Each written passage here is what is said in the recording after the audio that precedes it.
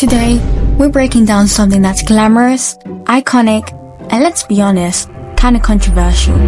Yep, we're talking about the Victoria's Secret fashion show. Beautiful women in the world for the Victoria's Secret fashion show from London. Next. We're not only here for the glitter and wings. How is something that's supposedly for women a media product that's made for the male gaze?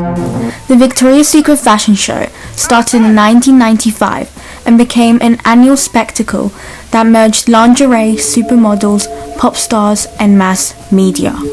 It was broadcasted in over 180 countries and watched by millions. The idea was based on a Victoria boudoir, and the store was based on that aesthetic. It was marketed to criticize women and pressure women into making it into their interest as it was female focused. However, it's not female friendly. Marketed as a female empowerment and celebrated women's beauty, but was it really? Next up we have Lisbeth van Zoenen. She argues that gender is a construct, something that's constantly performed and reinforced by the media. The Victoria's Secret fashion show creates a very narrow version of what femininity is supposed to look like. Tall, thin, toned, usually white or light-skinned, and conventionally attractive, and most importantly, desirable to men, due to the enforced stereotypes in the 2000s. Van Zoenen would say this reinforces stereotypical femininity, and it teaches women to perform this version of womanhood to be accepted, admired, or valued. It's less about female liberation and more about conforming to a fantasy. Here's a twist. While Victoria's Secret markets to women, it's been designed through the lens of what men really want to see.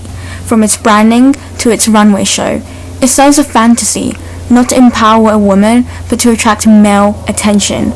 In fact, internal documents from Victoria's Secret have shown that key decisions about model selection and branding were made by men, and not just by any men, but with men with a very specific and outdated idea of what sexy looks like. The good news? Things are changing. After years of criticism, falling viewership, and a growing demand of inclusivity, the show was cancelled in 2019, and then it made a comeback in 2023. It looked very different. More diversity, more storytelling, less objectification. However, shocking view counts and audience engagement was very, very low since Victoria aired. Was it because it was more directed towards women and men was a large audience capacity back then, or was it simply because the comeback was less popular than expected?